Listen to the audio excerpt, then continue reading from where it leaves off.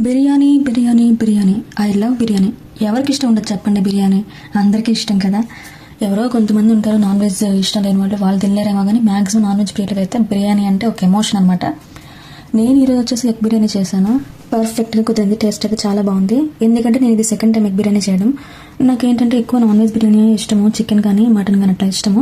నేను ఎక్కువ అయితే చికెన్ బిర్యానీ చేస్తూ ఉంటాను. రీసెంట్ టైమ్స్లో ఏంటంటే ఇంకా ఎగ్ బిర్యానీ కూడా స్టార్ట్ చేశాను. ఎప్పుడు చికెన్ బిర్యానీ అంటే మా వారు బయటకు వెళ్ళి చికెన్ తీసుకొచ్చి నాకు ఇవ్వాలి.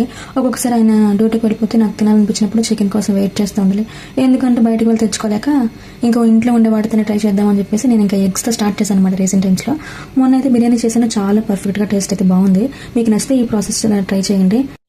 ఫస్ట్ కడాయి తీసుకొని ఆయిల్ వేసుకొని బిర్యానీ స్పైసెస్ వేయాలి. బిర్యానీ స్పైసెస్ 30 seconds లో ఫ్లేమ్లో పెట్టి హీట్ అయిన తర్వాత కొంచెం వేగాలన్నమాట. వేగిన తర్వాత సన్నగా కట్ చేసుకున్న ఆనియన్స్, పచ్చిమిర్చి వేయాలి. సన్నగా కట్ చేసుకున్న ఆనియన్స్ అండ్ పచ్చిమిర్చి వేగిన తర్వాత మనం ఇక్కడ మిక్సీ పట్టుకున్నాం కొత్తిమీర, పుదీనా, అల్లం వెల్లుల్లి ఆ పేస్ట్ వేయాలి.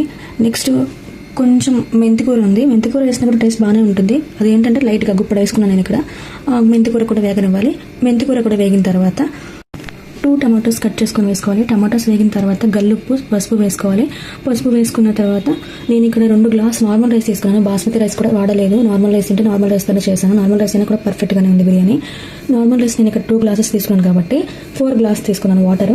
4 glasses వాటర్ తీసుకొని వాటర్ కొంచెం తెల్లిన తర్వాత అంటే కొంచెం హీట్ అయిన తర్వాత నేను పచ్చిమిర్చి అన్ని వేసుకున్నాను, కానీ నాకు స్పైసీనెస్ సరిగ్గా లేదనిపించింది. అందుకని నేను కొంచెం కారం కూడా వేసుకున్నాను.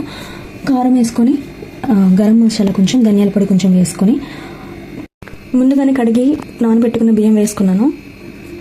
బియ్యం వేసిన తర్వాత 4 eggs యాడ్ చేశాను. అంటే నేను ముందే అవి లైట్గా ఫ్రై చేశాను కదా, ఆ ఎగ్స్ కూడా యాడ్ చేశాను అనమాట.